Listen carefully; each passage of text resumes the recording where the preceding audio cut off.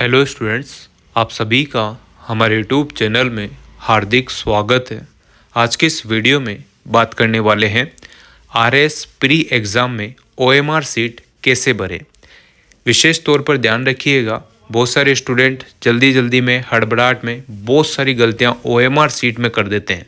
बाकी और सब चीज़ें सही कर देते हैं, पर ओएमआर सीट में जो मेन चीज़ है उसी में ही बहुत सारी गड़बड़ कर देते हैं। तो आप लोगों को कुछ इम्पोर्टेंट बातें मैं बता देता हूं और साथ में ही जो आपके 5 ऑप्शन आने वाले हैं उससे रिलेटेड भी आपको जानकारी दी जाएगी। तो आप लोग वीडियो पूरा देखिएगा और अगर आप लोग चैनल पर नए हैं तो चैनल को सब्सक्राइब, वीडियो को लाइक और बेल आइकन ज़रूर दबा लीजिएगा। देखो स्टूडेंट, जो भी आरएस प्री एग्ज़ाम देने वाले स्टूडेंट हैं, सबसे पहले तो उन सभी को इस चैनल की तरफ से हार्दिक शुभकामनाएं, ऑल द बेस्ट। आप सभी अच्छे से एग्ज़ाम दीजिएगा, पहली बात। दूसरी बात, आप एग्ज़ाम तो दे लेंगे, पर ये तो ध्यान रखिएगा कि आप ओएमआर सीट भर किस टाइप से रहे हैं, ठीक है। तो देखो, आप लोगों को कौन कौन से डॉक्यूमेंट्स लेके जाने हैं वो मैं आपको फिर से रिपीट कर देता हूँ। इसके पहले वाली वीडियो में विस्तृत रूप से मैंने पूरी जानकारी दे दी है, फिर भी आप लोगों को बता देता हूँ कि एक तो ई एडमिट कार्ड आप लोगों को लेके जाना है, ठीक है ना, जो आप लोगों को डाउनलोड मतलब जो आपको नेट वगैरह SSID एप्लीकेशन नंबर से आराम से आप लोग डाउनलोड कर सकते हैं, कि प्रिंट निकाल लीजिएगा उसकी। उसके अलावा आप लोगों को 2 फोटो लेकर जाने हैं पासपोर्ट साइज, कम से कम 2 तो लेकर ही जाने हैं, ठीक है ना। आपने चिपका लिया है तब भी 2 लेके जाने हैं एक्स्ट्रा, और नहीं चिपकाया है तब भी 2 लेके जाने हैं। ज़्यादा लेके चल जाओ तो कोई इशू नहीं है, कम लेके चले गए तो आपको इशू हो जाए, वहाँ पर फिर चक्कर काटने पड़ जाए, वो मैटर है, ठीक है ना। कम से कम 2 पासपोर्ट साइज़ फ़ोटो आपको लेकर जाने हैं। उसके अलावा देखो, एक एडमिट कार्ड हो गया, पासपोर्ट साइज़ 2 फ़ोटो हो गए। उसके अलावा आप लोगों को जो एक वैलिड आईडी होती है, जैसे आधार कार्ड है, या फिर अगर जिसके पास आधार कार्ड नहीं है तो वो ड्राइविंग लाइसेंस और पहचान पत्र ये भी लेके जा सकते हैं, ठीक है ना। बहुत सारों के आधार कार्ड में बचपन का ही फ़ोटो लग रहा है, तो वो ड्राइविंग लाइसेंस में अगर अपडेट है तो वो ले जाइएगा, पहचान पत्र है तो वो ले जाइएगा। इस टाइप से आप लोग ले जा सकते हैं। अब बहुत सारे स्टूडेंट के दिमाग में जाने क्या क्या चलता है पता नहीं, वहाँ पर लिखा हुआ है आधार कार्ड रंगीन, तो रंगीन लिखा हो। रंगीन प्रिंट का मतलब ये होता है कि जो आपका आधार कार्ड है वो रंगीन होना चाहिए, कहने का मतलब ये है। उसका मतलब ये नहीं है कि रंगीन फ़ोटोकॉपी लेके जानी है, समझ रहे हो। क्योंकि बहुत सारे स्टूडेंट वही बात पूछे जाते हैं। जब RPSC के फर्स्ट ग्रेड सेकंड ग्रेड के एग्ज़ाम आप लोग दे चुके हैं तो आराम से आपको आइडिया हो गया होगा कि उस रंगीन प्रिंट का मतलब क्या होता है। अगर जिसको आइडिया नहीं है उसको मैं बता दूं, आधार कार्ड रंगीन प्रिंट का मतलब है कि जो आपका आधार कार्ड है वो रंगीन होना चाहिए, प्रिंट अच्छी होनी चाहिए, उसकी साफ़ सुथरी कलर में होनी चाहिए, बस ये बात है, ठीक है। तो ये वाला मैटर भी हो गया। 3 चीज़ें आपकी क्लियर हो गई है। अब आपका जो है बॉल पेन लेकर जाना है, जो भी पारदर्शी होना चाहिए। 2 रुपये 3 रुपये के जो आते हैं जिसमें आर पार दिख जाता है ना, ओनली निप्पल दिखती है आपको, वो चीज़, ठीक है। तो वो वाले पेन आप लोग 2 लेकर जाइएगा। हो सकता है एक पेन अटक जाए, काम ना करे, तो इसलिए आप दूसरे पेन का यूज कर सकते हैं। ये 4 चीज़ें आपके हो गई है। ए admit card, photo 2 passport size, 2 pen, ball pen जो है पारदर्शी, ठीक है। उसके अलावा आपको जो है एक वैलिड आईडी, या तो आधार कार्ड या फिर ड्राइविंग लाइसेंस या फिर पहचान पत्र, ये चीज़ें लेकर जा सकते हैं आप लोग। इसके अलावा आपको किसी भी प्रकार की कोई भी चीज़ लेकर जानी नहीं है। अब जो भी चीज़ आप एक्स्ट्रा लेके जाएंगे वो एग्ज़ाम सेंटर के बाहर ही रखने में आ जाएगी। ड्रेस कोड की बात मैंने बता दी आप लोगों को, उस वीडियो में ज़रूर देख लेना, लिंक डिस्क्रिप्शन में दे दूंगा, या फिर इसके पहले की वीडियो है। इस वीडियो में अपन OMR सीट से संबंधित बात करेंगे। तो चलो उसी मुद्दे पर आते हैं। आप लोगों को क्लियर अच्छे से पता होगा कि RS प्री के एग्ज़ाम में नेगेटिव मार्किंग है, बिल्कुल पता है आप सभी को। नेगेटिव मार्किंग का आपको आइडिया भी है, और जैसे ही पेपर आता है तो उस पर आप लोग कुछ चीज़ें ध्यान से देखना। एक तो OMR सीट और आपका जो आपका प्रश्न पुस्तिका नंबर है वो सेम होना चाहिए। अगर डिफरेंट है तो आप अपना जो है जो क्वेश्चन पेपर आया है उसको चेंज करा लीजिएगा, ठीक है ना। दोनों के नंबर जो है, क्रमांक संख्या जो है सेम होनी चाहिए, पहली बात ये ध्यान रखनी। दूसरी बात ये ध्यान रखनी है कि जब भी आप पेपर देखें तो पूरा पेपर देख लें, कहीं काटा पीसी तो नहीं है, कोई कटफट तो नहीं रहा है, कहीं खाली तो नहीं है। क्योंकि वो 10 मिनट के अंतर्गत ही आप लोग देख लेंगे तो वो चेंज हो सकता है, अदरवाइज़ वो चेंज नहीं होगा। ठीक है, ये 2-3 चीज़ें थी जो आपको देखनी ज़रूरी है एग्ज़ाम करने बैठे तब। ठीक, और एक बात और है, जिसमें हिंदी और इंग्लिश के क्वेश्चन में अगर कोई प्रिंट मिस्टेक हो जाती है तो इंग्लिश वाले क्वेश्चन के हिसाब से आप आंसर देना, वही वैलिड माना जाएगा। बाकी आप सभी RS प्री का एग्ज़ाम दे रहे हैं तो मैं समझता हूँ आप सभी मैच्योर हैं, अच्छे से आपको बहुत सारी चीज़ें याद होगी, पर फिर भी हो जाता है जल्दी जल्दी हड़बड़ाहट में, पेपर की टेंशन में, सेंटर पे पहुंचने में, ये सारी चीज़ें अपन स्लिम मिस्टेक कर ही देते हैं। तो ये आप लोगों के हेल्प के लिए ही वीडियो बनाई जा रही है। ठीक है, अब देखो, सबसे पहले तो आप लोगों को जब पेपर दिया जाएगा तो उसी के अंदर से आप लोगों को OMR शीट निकालनी रहती है, जब वो एग्जामिनर कहते हैं आपसे तभी। जैसे आप लोग वो निकालेंगे, उसके नीचे कार्बन कॉपी भी रहेगी, ऊपर एक OMR शीट के जस्ट नीचे कार्बन कॉपी रहती है। ठीक है ना, तो आपको उसके छेड़ नहीं करना है। आपको सावधानी से जो OMR शीट में रोल नंबर पूछा है तो रोल नंबर आपको कैसे लिखना है। मान लो आपके रोल नंबर की जो डिजिट है, मान लो आपके रोल नंबर की डिजिट 9 है, 1 2 3 4 5 6 7 8 9, तो आप लोग पीछे से बढ़ना 9 8 7 6 5 4 3, क्योंकि आगे अगर कॉलम खाली बच भी जाएगा तो उसमें आप 0 लिख सकते हो। पर अगर आपने आगे से 1 2 3 4 लिखना स्टार्ट कर दिया तो पीछे जो 0 बचेगी तो वहाँ पर 0 लिखते ही 90 हो जाएगा पीछे। तो इस टाइप से ध्यान रखना, पीछे से बढ़ना स्टार्ट करना, 9 पहले 8 फिर 7, और फिर इसके गोले आराम से सावधानी से पूरे गोल करने हैं ब्लू पेन से, ब्लू बॉल पेन से। ठीक है, ये समझ में आ गया। अब इसके बाद देखो, आपके जो क्वेश्चन बुकलेट नंबर है वो आपको लिखना है, मिलान कर लेना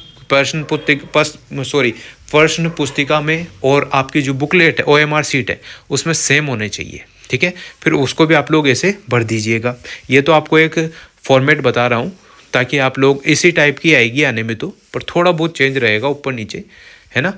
फिर एक तरफ आप लोगों को ये सारी चीज़ें लिखने के बाद एक तरफ आपसे उपस्थिति क्रमांक आएगा, जिसमें आप लोगों को कुछ भी नहीं करना है, वो खुद ही लिख देंगे। ठीक, और वो अगर आपको कोई भी चीज़ समझ में नहीं आती है तो आप लोग एग्जामिनर से, जो भी आपके क्लास में आए हैं, उन सर से आप लोग आराम से पूछ सकते हैं। पूछ कर भरेंगे तो कोई मिस्टेक नहीं होगी। आपको आता है तो भर लीजिएगा, नहीं आता है तो आप लोग पूछ कर भरें। अगर आपने कोई गलती कर दी तो इसमें न तो वाइटनर काम में लिया जाएगा, न कोई अदर इंस्ट्रूमेंट यहाँ पर काम में आएगा। और अगर कोई भी चीज़ इस पर लग गई OMR शीट पर, तो जो कंप्यूटर आपकी कॉपी चेक करेगा वो कॉपी चेक नहीं करेगा, OMR शीट चेक नहीं करेगा। तो ये बातें ध्यान रखनी है। रोल नंबर, बुकलेट नंबर, ये चीज़ें ऐसी है जो आपको क्लियर साफ सुथरी भरनी है, कोई मिस्टेक नहीं होनी चाहिए, क्योंकि इसी के हिसाब से आपके जो है पूरी जो OMR शीट है वो चेक होने वाली है। ठीक है, चाहे क्वेश्चन में आप लोगों से एक आध ऊपर नीचे हो गया हो, गलत भराई में आ गया हो तो वो चल जाता है, पर रोल नंबर साफ सुथरे होने चाहिए। ये बात समझ में आ गई आपकी। ठीक है, वहाँ पर एक ऑप्शन ऐसा होगा कि नकल करते पकड़े गए, उसमें भी आप लोगों को गोला भरना है, तो वो भरना नहीं है आपको। वहाँ पर गोला भरना, आपका दिमाग चल जाए, एक तो आप सोच लो कि भर दें, नहीं भरना है वो, क्योंकि आप किसी केस में थोड़ी ना फंसे हुए हो जो आप नकल वाला गोला भरोगे, उसके छेड़ नहीं करना है। और जो उपस्थिति वाला गोला है उसके भी छेड़ नहीं करना है, समझ गए, दोनों के शेयर नहीं करना है। बाकी रोल नंबर आपको लिखने हैं, टेस्ट बुकलेट नंबर लिखना है, और भी चीज़ें जो भी उसमें पूछी गई है वो सब चीज़ें लिखनी है। हिंदी इंग्लिश मीडियम भरना है, आपका पेपर कोड क्या आ रहा है, ABC जो भी आ रहा है वो भरना है। बाकी और चीज़ों की छेड़ नहीं करना है, जो 2 मैंने बताई है, एक तो वो केस वाला और एक आपका जो उपस्थिति क्रमांक वाला, उसकी छेड़ नहीं करना है। ठीक है, इतनी सारी चीज़ें हो गई है। इसके बाद देखो, आप लोगों के जो है नीचे की तरफ आपको नाम लिखना है अपना, कैपिटल लेटर में लिखना होता है, स्मॉल में नहीं। सेंटर का नाम अगर आपसे पूछता है तो वहाँ पर सेंटर का नाम भी लिख सकते हो। सेंटर कोड अगर पूछे जाते हैं तो आप लोग सेंटर कोड भी लिखेंगे। साथ में ही वहाँ पर आपके सिग्नेचर होंगे एक तरफ, फिर वहाँ पर जो भी एग्जामिनर इन्विजिलेटर जो भी है, वहाँ पर परीक्षक जो भी है, तो उनके भी साइन होंगे। ठीक है, तो फिर आपकी OMR शीट में जस्ट पीछे भी कार्बन कॉपी है, तो वो आप लोग गोले ध्यान से भरना ताकि कार्बन कॉपी में भी वो प्रिंट हो सके। ठीक है, इतनी सारी बातें आपको क्लियर हो गई होगी। अब नेगेटिव मार्किंग का फंडा तो आप सभी को पता है कि कैसे क्या रहने वाला है। नेगेटिव मार्किंग का आपको अगर कोई भी क्वेश्चन नहीं आ रहा है तो उस क्वेश्चन में आप लोगों को E वाला ऑप्शन जो है, 5वां ऑप्शन E नंबर का, उसको फिल करना है। ठीक है ना, अगर आप लोगों ने 10% से अधिक गोले E ऑप्शन वाले नहीं भरे तो आपकी OMR सीट चेक नहीं होगी, ठीक है ना, या आपके नेगेटिव मार्किंग बहुत ज़्यादा होगी, ठीक है। OMR शीट 10% से ज़्यादा गोले अगर आपने नहीं भरे हैं, अगर आपने पूरे क्वेश्चन करे हैं तो बहुत अच्छी बात है, फिर कोई दिक्कत नहीं है, आपके नेगेटिव ही जाने हैं, क्योंकि पूरे क्वेश्चन वही करेगा जो नेगेटिव में जाना चाहता है। और जिसको सिलेक्टेड क्वेश्चन भाई मेरे को ये आते हैं, जैसे 150 क्वेश्चन है, 150 में से आपको 100 क्वेश्चन आ गए, अब 50 क्वेश्चन नहीं आ रहे, तो उन 50 क्वेश्चनों में आपको ई वाला जो ऑप्शन है वो भरना है, ठीक है ना। जो क्वेश्चन नहीं आ रहा है उसमें ई ऑप्शन आपको भरना है, उसका कोई मार्क्स नहीं कटेगा। अगर आपने ई ऑप्शन नहीं भरा तो मार्क्स कटेंगे 10% से ज़्यादा, तो आपको ई ऑप्शन भरना ही है। यानी कि सीधा सा फंडा यह है, आपको जो क्वेश्चन आ रहे हैं वो आराम से आप लोग करें, उसके अलावा जो नहीं आ रहे हैं उसमें ई ऑप्शन भरना है। अब आप सोच रहे होंगे कि सर हमारा टाइम वेस्ट हो जाएगा। देखो टाइम वेस्ट नहीं होगा, आपको लास्ट में 10 मिनट ई ऑप्शन के ही मिलते हैं। ये नया रूल है RPSC का सभी एग्ज़ाम के लिए कि 5 ऑप्शन आते हैं, 5 ऑप्शन अगर आपकी नेगेटिव मार्किंग है तो 5 ऑप्शन आपको भरना ही है जो क्वेश्चन आपको नहीं आता है। उसके लिए आपको एक्स्ट्रा 10 मिनट दिए जाते हैं 3 घंटे के बाद भी। जैसे आपका एग्ज़ाम है 12 से 1, 2, 3 तक, तो 3:10 तक आपको टाइम मिलेगा जिसमें आपको ओनली ई ऑप्शन ही भरना है, ठीक है। तो पर्याप्त टाइम है, काफ़ी कुछ चीज़ें हैं, और RS प्री का जो लेवल है उसी लेवल का पेपर आपको देखने को मिलेगा। कुछ क्वेश्चन है वो सीधे भी होंगे, कुछ क्वेश्चन हार्ड भी होंगे, और बहुत सारे क्वेश्चन ऐसे आएंगे जिनमें सत्य असत्य कथन दे देंगे, या फिर अवरोही आरोही क्रम में पूछ लेंगे, या फिर 4 ऑप्शन दे देंगे, इनमें से बताओ कथन सत्य कौन कौन से हैं, क्योंकि उसमें कथन निष्कर्ष ये क्वेश्चन ज़्यादा देखने को मिलेंगे। क्वेश्चन अगर आपके 150 भी आ रहे हैं तो ये मान के चलो कि 300 के आसपास क्वेश्चन है वो, ठीक है। तो मैं आप लोगों को यही कहना चाहता हूँ कि सावधानी से आप लोग अपना पेपर करें। जिन्होंने अच्छी तैयारी की है वो अच्छे से अपना पेपर कीजिएगा। OMR सीट से संबंधित कोई गलती आपको नहीं करनी है, क्योंकि अगर OMR सीट में गड़बड़ हो गई तो आपने कितनी मेहनत की है वो पानी में चली जाएगी। तो ये सारी चीज़ें बेसिक सी है, थोड़ा सा टाइम अगर लग भी जाए तो OMR सीट में सावधानी से भरने के बाद OMR सीट को एक तरफ रख दीजिएगा ताकि वो मुड़े नहीं। बॉल पेन का यूज़ करोगे, कहीं बॉल पेन से रगड़ाई में आ गया तो पूरा नीला नीला हो गया, तो वो जो कंप्यूटर आपकी कॉपी चेक करेगा वो गलत चेक नहीं कर पाएगा अच्छे से। तो कुछ क्वेश्चन में आपके नेगेटिव चले जाएँ, ये बातें आपको ध्यान रखनी है। गोले पूरे भरना है, ये भी ध्यान रखना है। तो यही कुछ चीज़ें थी जो आपको OMR सीट से संबंधित मेरे को बतानी थी। मैंने विशेष तौर पर इसीलिए ये वीडियो बनाया था कि 5 ऑप्शन जो आएंगे उसमें कोई कंफ्यूज ना हो, और साथ में ही आपको OMR सीट कैसे भरनी है वो भी इसमें बता दिया गया है, ठीक है ना।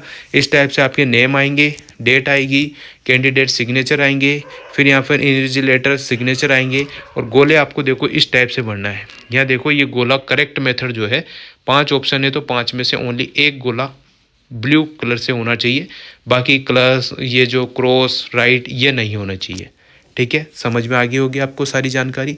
उम्मीद करता हूँ आप लोगों को वीडियो अच्छी लगी होगी। वीडियो अच्छी लगी हो तो like, comment, share and subscribe. Thanks for watching. Wish you all the best.